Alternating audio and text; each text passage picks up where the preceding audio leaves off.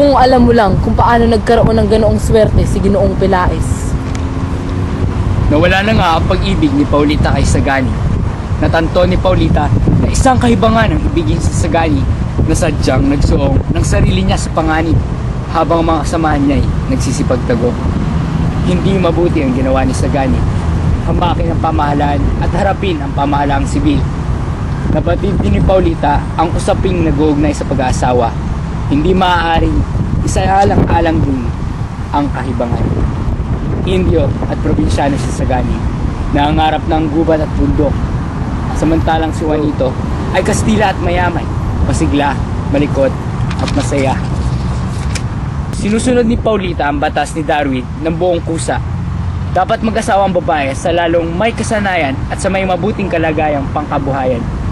Hindi malalamangan ni Sagani si Juanito sa ganitong bagay. Lumaki siya sa Maynila at alam na niya ang pamumuhay nito.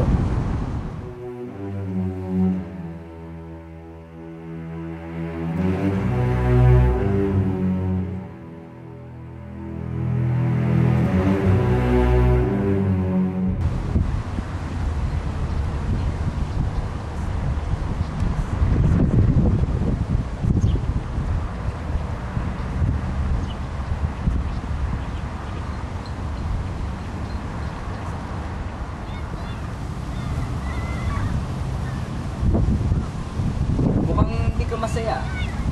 Ah, hindi. Sa totoo lang, natutuwa talaga ako. Natutuwa? And saan mo ba balak tumira? Marami kaming bahay sa iba't ibang parte ng Maynila.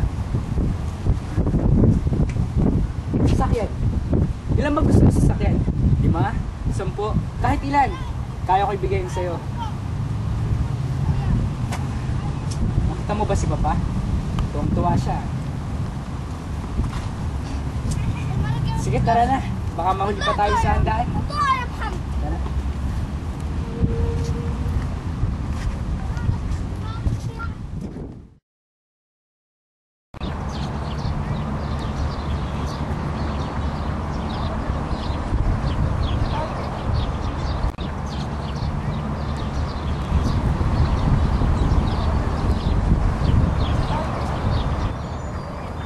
Ano ba yan? Wala na akong pera. Tanging revolver na natira sa bulsa ko.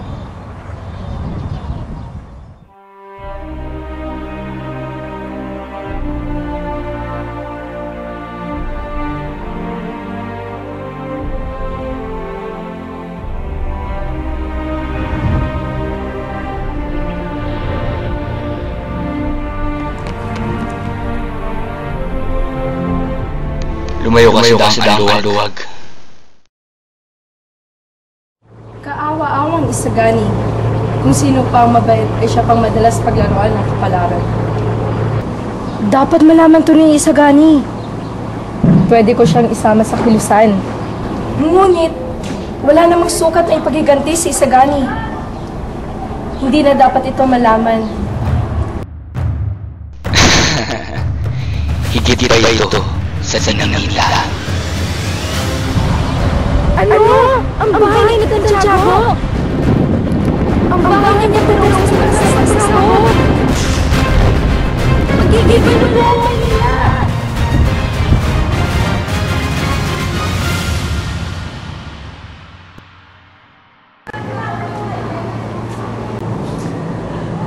Tingnan mo nga naman, at malapit na akong maging isa sa mga pinakamakakapangyarihan.